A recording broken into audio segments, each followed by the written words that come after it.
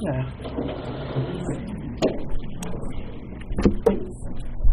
Every time I get up in front of alcoholics, I get nervous. And tonight is no different. I sat there, was fine. And as soon as Ed said it's 4 minutes, just started getting nervous, as if I was going to have a baby. Did you not? I thought I wouldn't remember what it felt like, but boy, did it feel like that again. But that's okay. My first sponsor said that's God shaking the truth out of you. So yeah, I'm definitely grateful to be here tonight. And let me get my books out of here, if that helps, because it's what I use to talk with you about the steps. That's where they're found. And I don't make it up. This isn't about interpretation. This is about reading it exactly as it's written and apply it to my life. But before I get into it, I would like to introduce myself to you as I was taught when I got to AA. First and foremost, I am an alcoholic. And I have a home group. And my home group is the One Day at a Time group of Alcoholics Anonymous.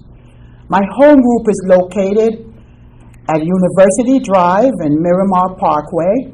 My home group meets every Wednesday at 8 p.m.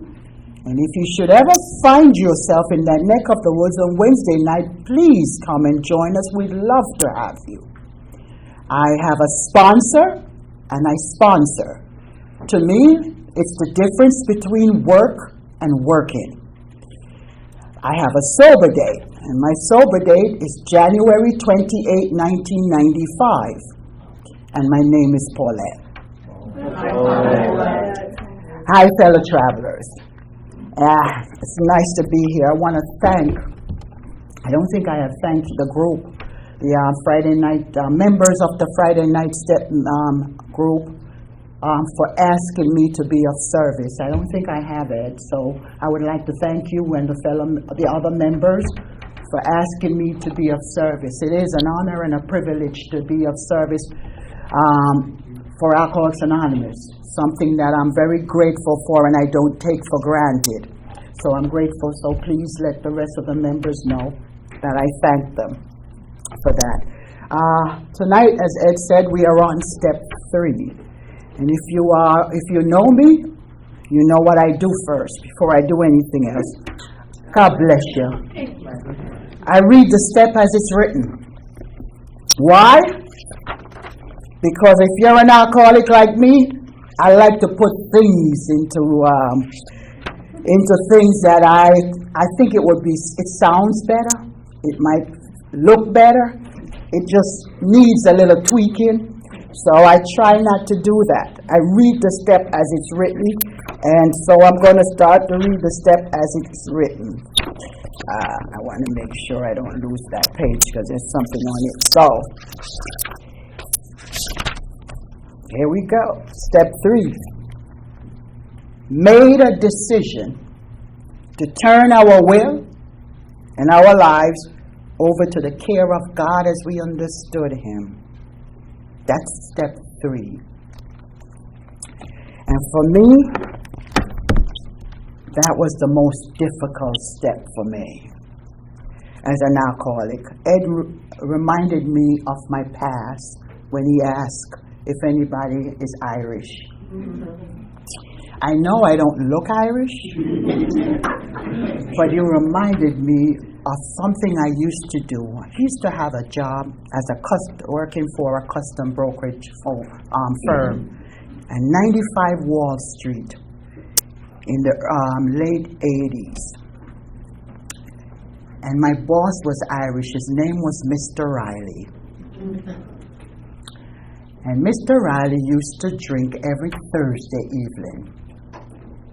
And he would take a group of us out to the bars on Wall Street with the stockbrokers. And he would say, "Come along, Paulette." And I said, "You guys drink scotch. I don't drink scotch." That's a horrible drink. He said, I'll teach you how to drink scotch. And he took me to the bar, and I had my first taste of scotch.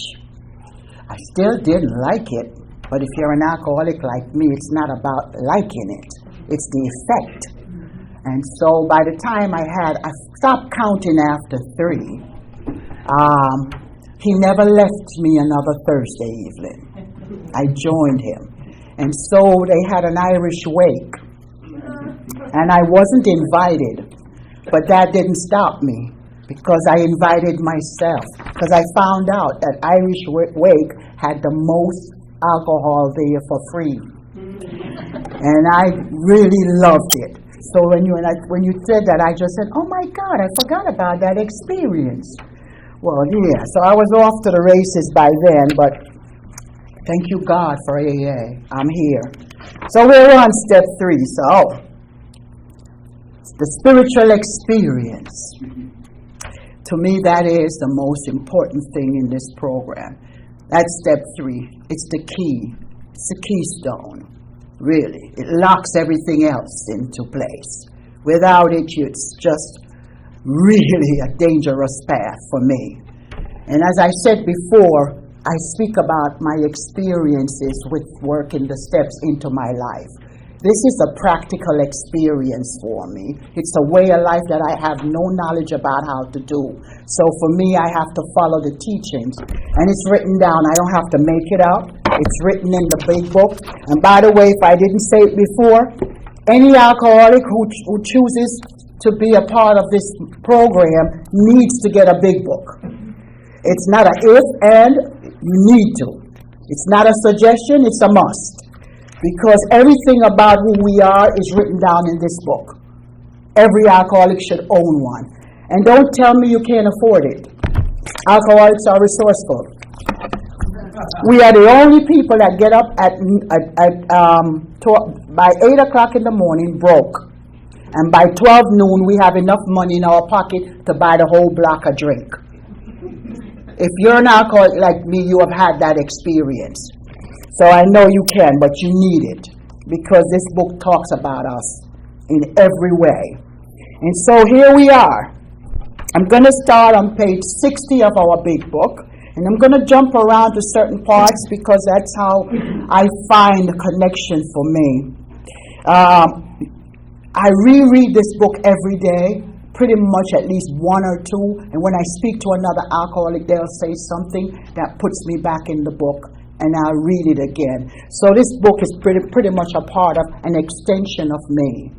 And to think of this book is just to love it. And you have to practice it. You know, we are undisciplined. I don't know about you. I am an undisciplined alcoholic. I like to veer off.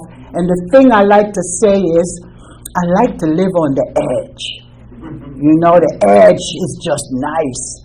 You know, it gives me that jolt. And today it's not that much on the edge. Once in a while I veer there, because I tell you, I haven't been tapped on the shoulder and I have not become white as snow. I'm still an alcoholic and I have a progressive disease. So I have to tell you, step 3 for me, I would like to start from page 60 in how it works.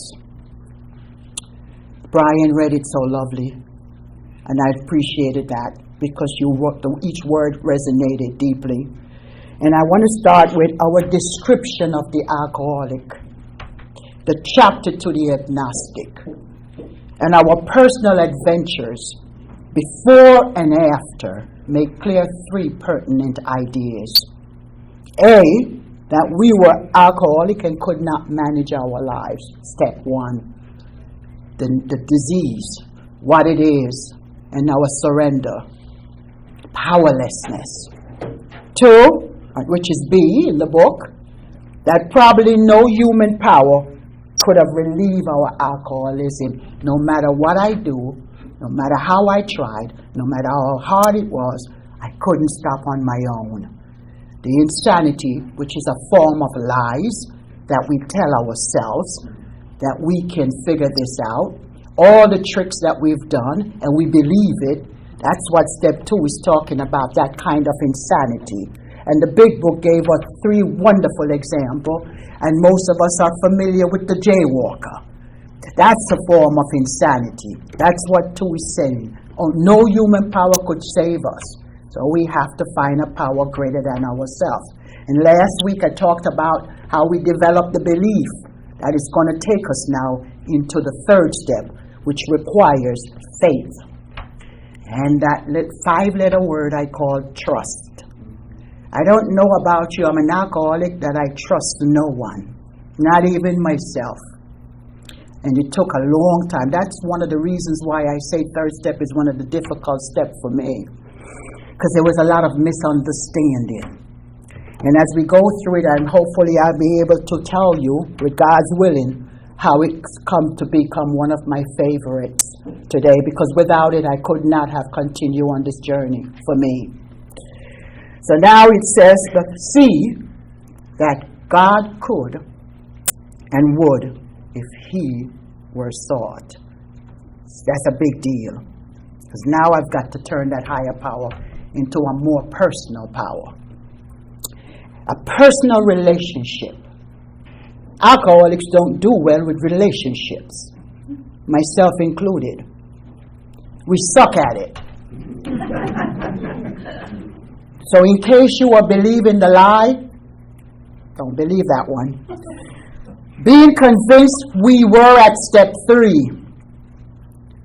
which is that we decided to turn our will and our lives over to God as we understand Him. Now here's the 2 questions. Just what do we mean by that? And just what do we do? That's 2 questions that Bill Wilson asked us right there. And he says the first requirement is that we be convinced that a life run on self-will can hardly be a success. On that basis, we are almost in collision with something or somebody. Even though our motives are good, most people try to live by self-propulsion, which means that we try so hard at getting it right. We put all the energy into getting that goal or succeeding at that, no matter what the obstacle. That's us. I hope you can recognize yourself as I described myself, because that's me. And then he talks about the actor, which I'm not going to get into. So, now I'm going to go down to here on page 62. Because I want to talk about, before I answer those 2 questions, I want to talk about page 62, 2nd paragraph. Selfishness, self-centeredness, exclamation mark. That's how Bill writes us. He's describing us to a T. That, we think, is the root of our troubles. Driven by 100 forms of fear, self-delusion, and self-seeking and self-pity, we step on the toes of our fellows and they retaliate. Sometimes they hurt us, seemingly without provocation. But we invariably find that at some times in the past, we have made decisions based on self, which later place us in a position to be hurt. So now I'm going to talk about that selfishness and self-centeredness, because for me, I had to look at where I couldn't see selfishness. I thought I was a wonderful person. I thought when I got to AA, and after I thought out for a while, I was making meetings, had a sponsor, and I felt good. In my 2nd year, I came alive. What do I mean by coming alive? My senses came back. My sight was clear. I saw things I never thought was there for the first time. I started to smell. I started to hear. My taste bud was back. All of my senses were alive in my 2nd year. And what that did for me, it gave me a false sense of security. I thought that I didn't need to move forward. I was good enough. I'm right where I'm supposed to be. This is good. The obsession had been lifted, and now my body is feeling good. I felt like a teenager. I was lusting. I was having fun. I was enjoying life. Life was good. This is my second year. Why would I want to go to third? Because my thinking was the fact that I was, and which is my understanding at the time, was that why would I want to turn my will over to a God? Because God would probably turn me into Mother Teresa. Now think about that. That's how egotistical I was. First of all, I wasn't Mother Teresa before I came to AA. I had none of her qualities, no matter how good I thought I was. I was never, ever one of those people who gave everything and kept nothing for myself. I was a taker. And why would I think that step 3 meant that I was going to be turned into something that I was never going to be able to live up to? That was my thinking back then. And I'm telling you, I was not looking at step 3. But here's the problem. If you're like me, after a while you sit in these rooms, and you sit on the chair, that part of the doctor's opinion that Dr. Silkworth talks about, I'm not drinking, but I become irritable, discontented, ill at ease, and I'm not drinking. All of a sudden, I don't answer questions, I growl. I start to bark at people. Life is just not that nice anymore. That happiness I felt in the beginning is starting to wane. What's happening? That's a life running on self-will, because I was doing it my way still. Step 3 talks about it in a more, for me, practical way. Let's look at what self-will is. What is my self-will?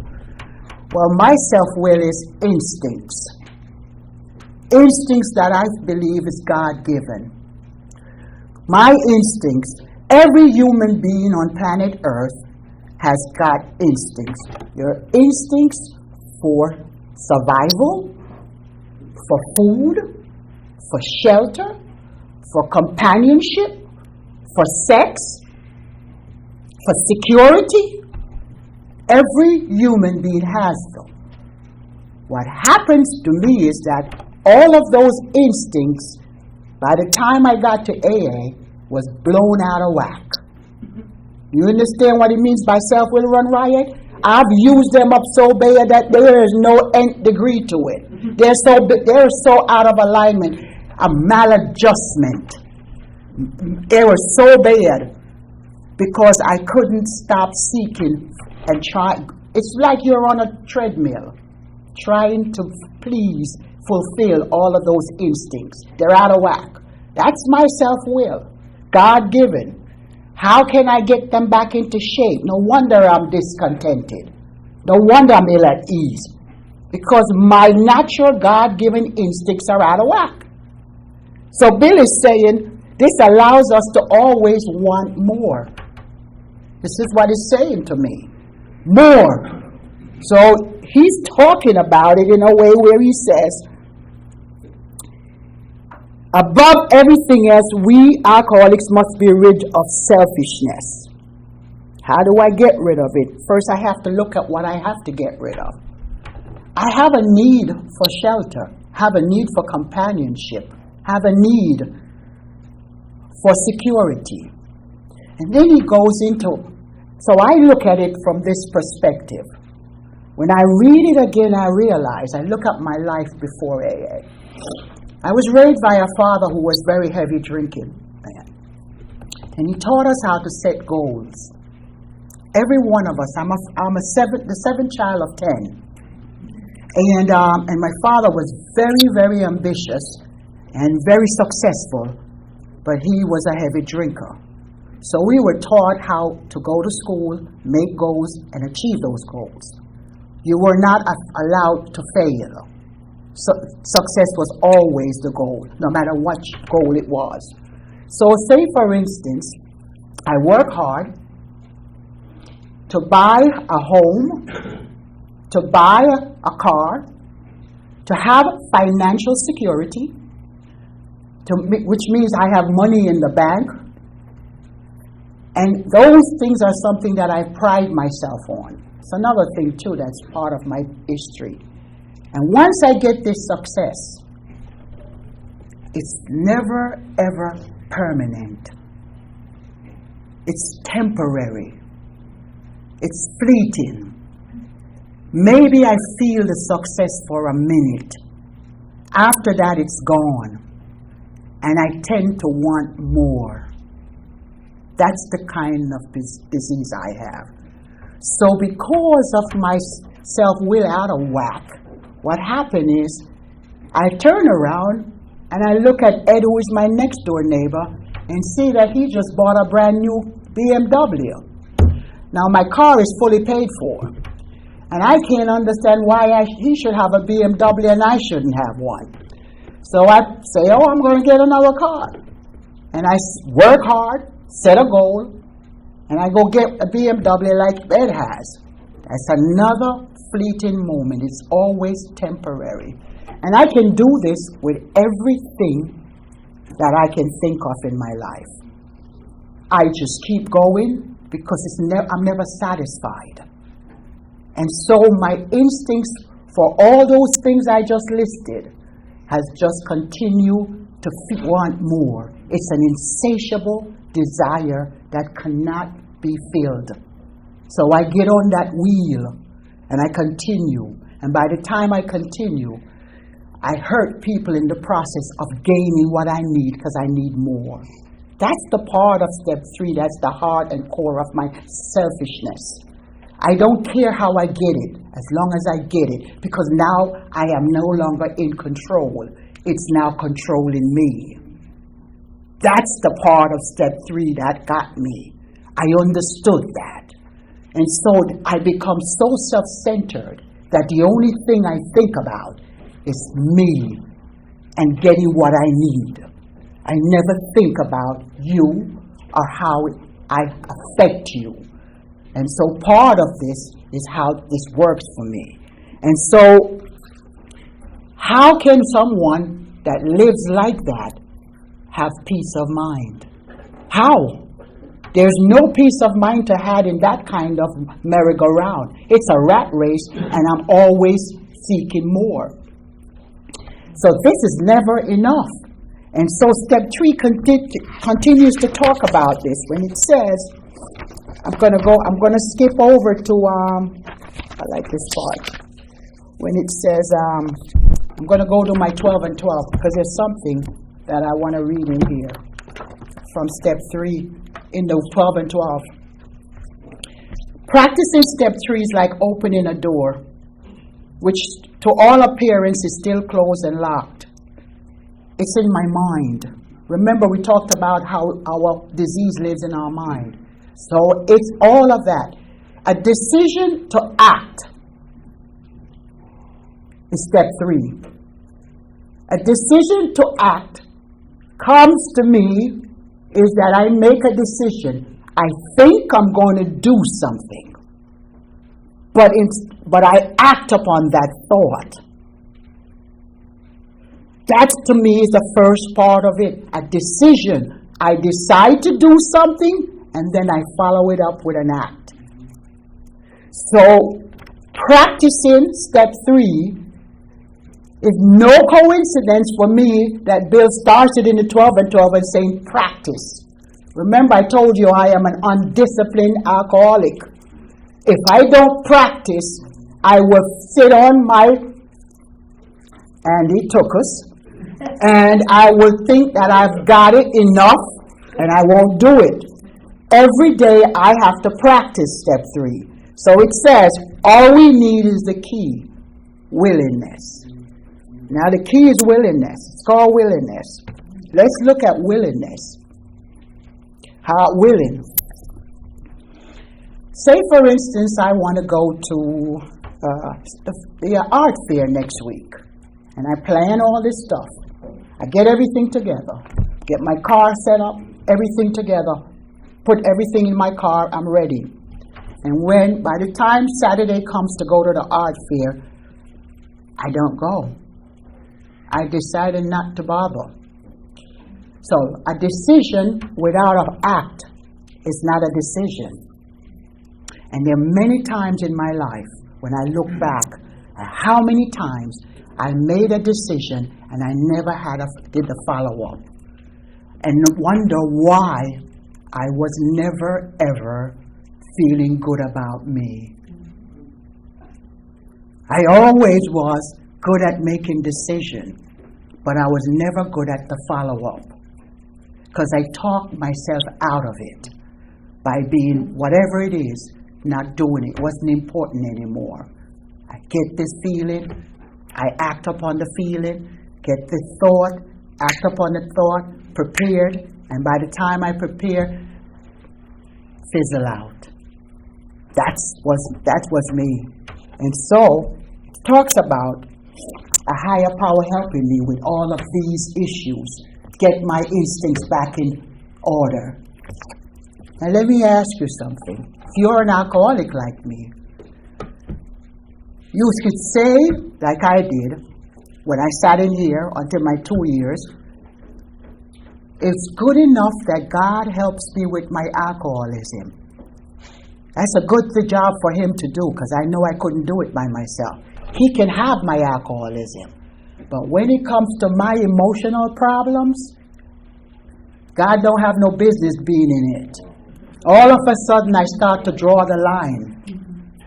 None of my emotional, financial, relationships, that's not God's business.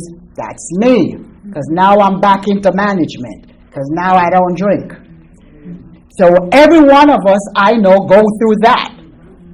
And so one of the things that it's talking about when he says, when we make a decision to turn our lives over, it's talking to us about a quality of willingness. I talked about it at my home group the other night because I found a word like it has never been there before until last week. And I was like, oh my God, what is the quality of willingness? It's in the 12 and 12, by the way, and I hope you check it out so you can prove me wrong. A quality of willingness. It means that every time I try to follow up on what I decide to do, I kind of keep doing it. And each time I do it, you're measuring quality. We're used to measuring quantity, but we've never measured quality until we got to this program. We realize when somebody gives you a compliment and says, I like the quality of your sobriety, you feel good about it because you know it's not surface.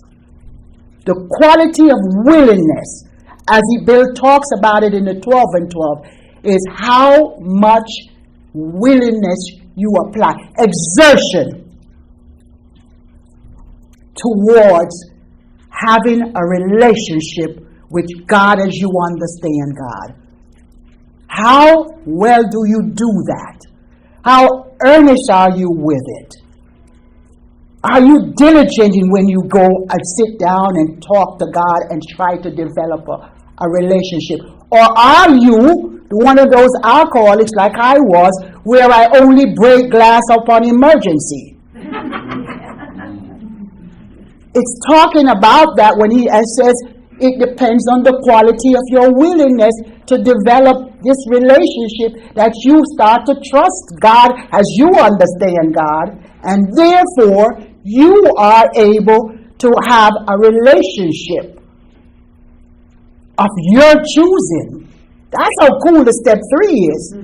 You choose to. So that misunderstanding with action clears up all my misunderstanding. Because nowhere in the step it talks about taking away my will. Nowhere. It means I need to have that instinct and work with God. So in the morning when I get up, I get a thought. I don't know about you. I'm an alcoholic. Every morning I wake up, there's always thoughts. Where they come from? I have no idea I had so many things on my mind. But they come. What do I do with them? So step 3 is talking about to act and to think in a particular way. That's a big task for alcoholics. There's a certain way in which we have to act and think. Step 3 is saying, if self-will is so out of alignment with all our God-given instincts, so our need, let me give you an example, because I know everybody here could relate to this one. Let's take sex, for example. If you like to have sex, and you think about it every day, every waking moment, and you have it, feels good, and you can't stop thinking about it. So by the time you get to the end of your day, you want to have it some more. You start thinking about it, and it takes up your whole day. It's an obsession now. And you start to think about it. So you can't wait to have it with the person you're supposed to have it with. You start to have it with everybody else you meet. Then you find yourself having sex in different places, with different people, at different times. And this is the idea of how a particular thinking, an obsession, can take us and bend us out of shape. Everything we think about and act upon causes us pain when we do not align our will with the God of our understanding. And you can try it.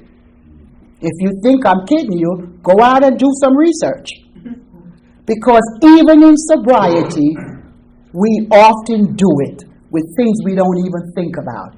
Think about food, chocolate. My excuse is, I'm having a bad day, chocolate will suit me well. And before you know it, I finish a bar, and I'm going to the drugstore to get more.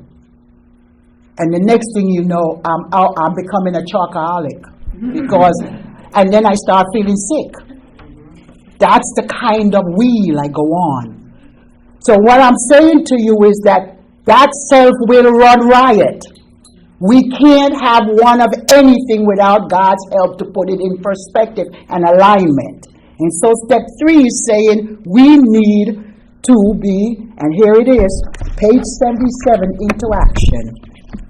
Our real purpose is to fit ourselves to be of maximum service to God. Here is the kicker. Our real purpose is to fit ourselves. We need to fit ourselves. Not God fit us. We need to fit ourselves. That means there's some things we got to do. And in order for us to make this step 3 works. And so, how do I fit myself now when I know all my God-given instincts is out of whack? So here it is. It's talking to me about this idea of the nature of my self-will. And the nature of my self-will is one crazy thing, because this is where all my troubles were. All my relationship. This is why the 3rd step is so important before we get to 4. Because if you look at how your self-will has run riot, it ruins every relationship you ever touched. It shows you what I was chasing. My idea of success was to show my father that I was never going to be a failure. And by setting that goal, I went and did everything possible. Evil, lying, cheating, manipulating, cutting corners, and in doing so, harm people. Not only myself, harmed others. Those are relationships, and those are people who I didn't even give a second glance at. People were indispensable. And there was a part of me that rationalized that, justify my behavior, because the goal was to be a success. And so that's my self-will that has been totally taken out of context and so out of alignment.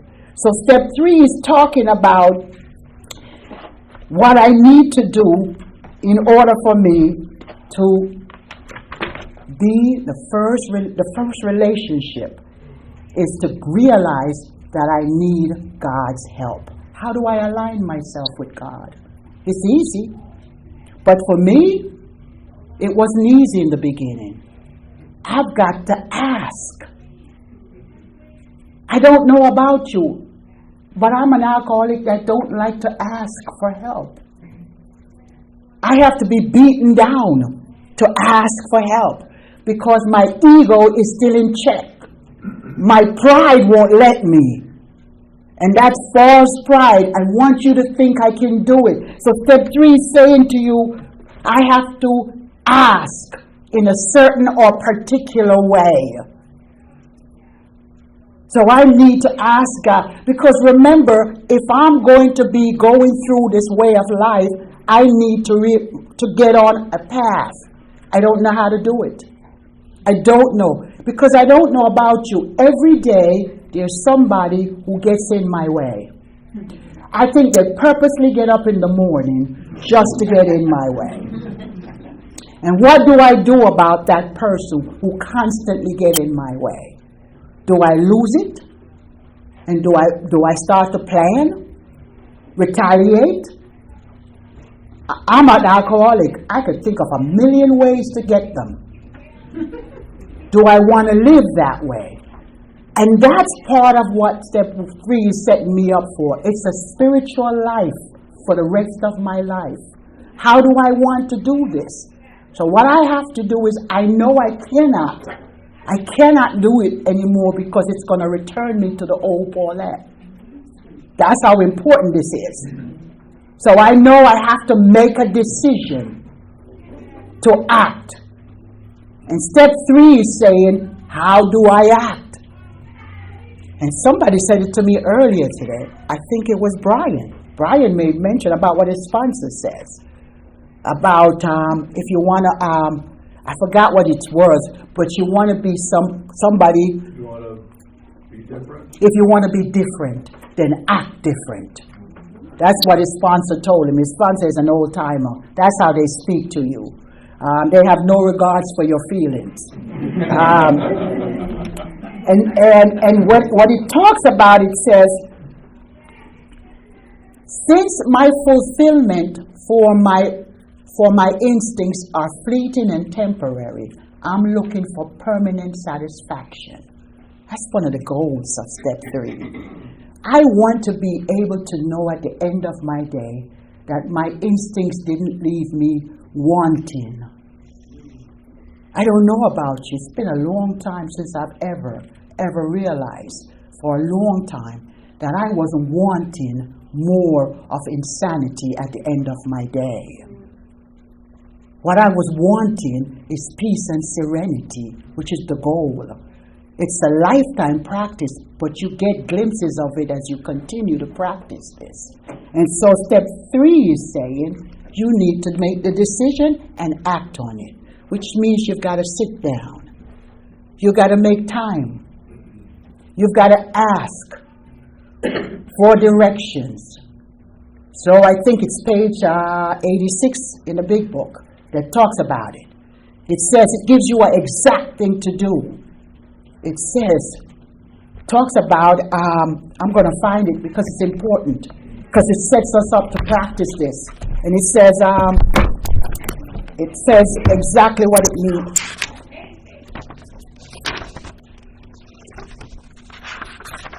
On awakening, let us think about the 24 hours ahead. We consider our plans. Notice he says consider for the day. Before we begin, which means I got to slow down my thoughts and not get ahead.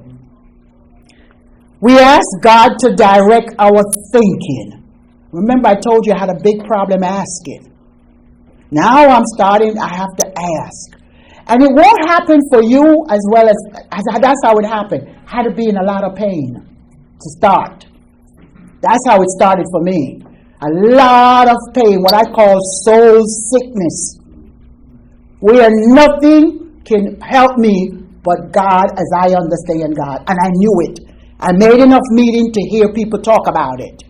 And so it says, we ask God to direct our thinking, especially asking that it be divorced from self-pity. Stop feeling sorry for yourself, Paulette.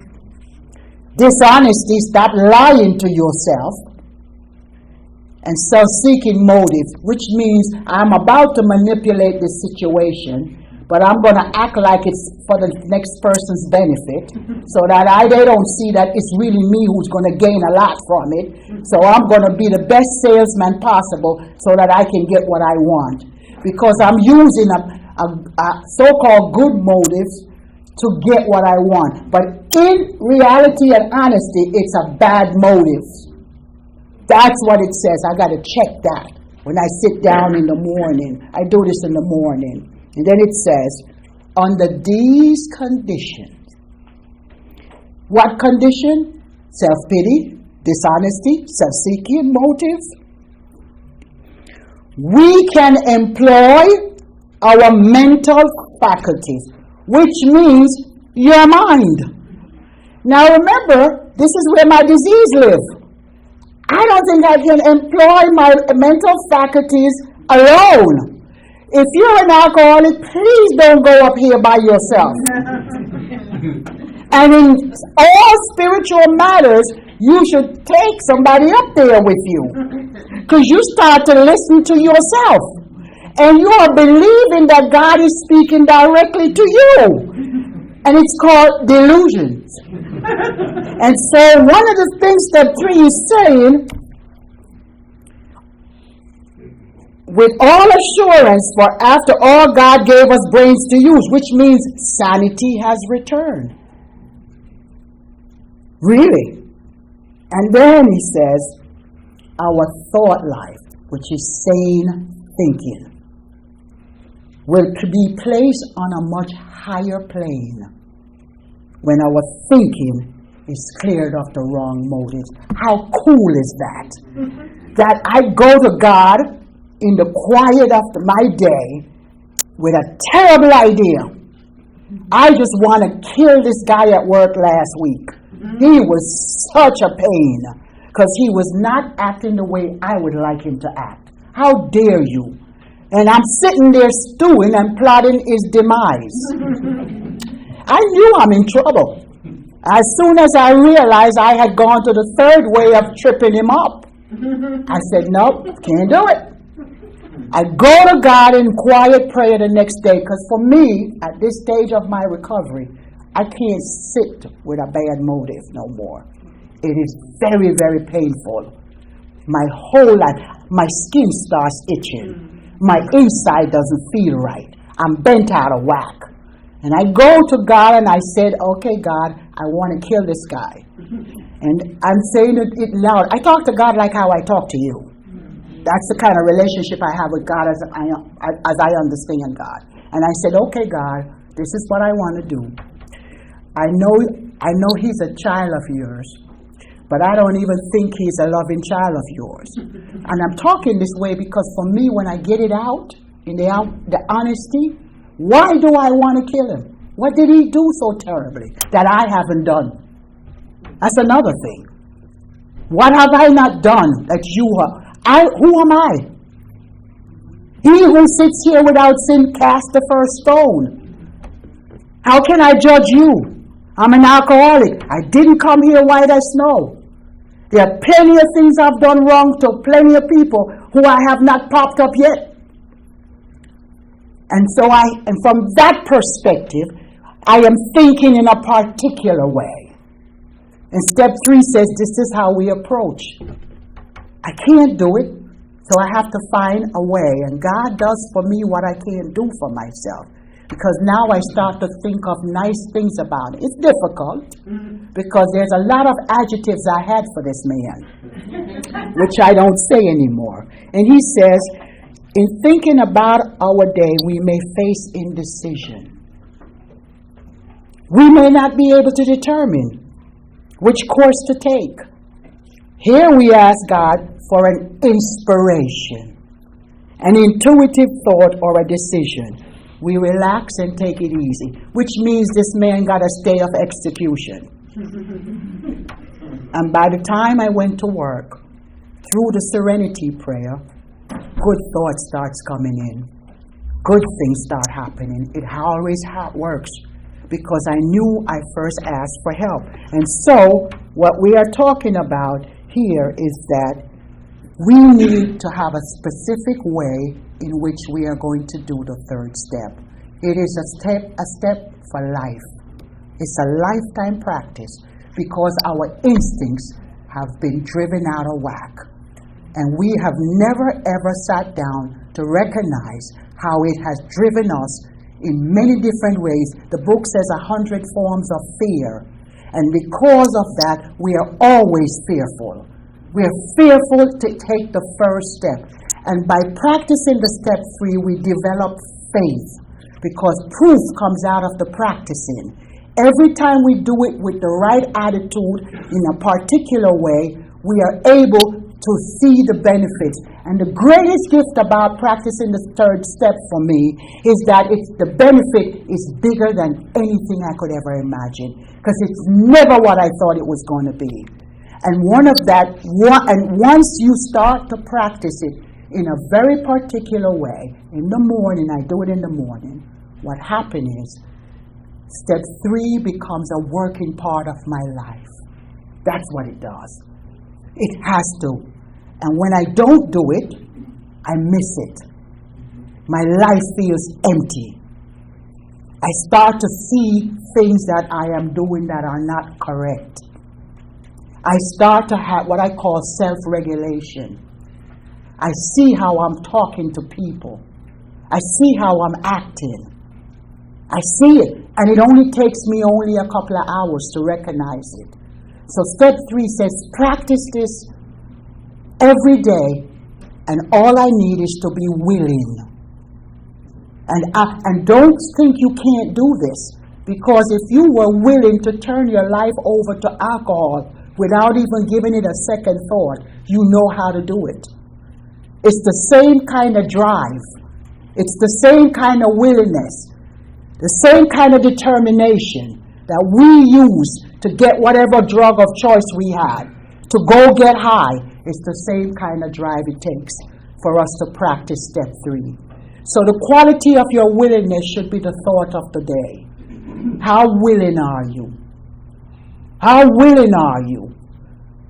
If you see your life is out of whack and you're miserable, you're irritable, you're ill at ease, and you're not drinking, and you know this isn't sobriety, and you want to change, then step 3 is the answer.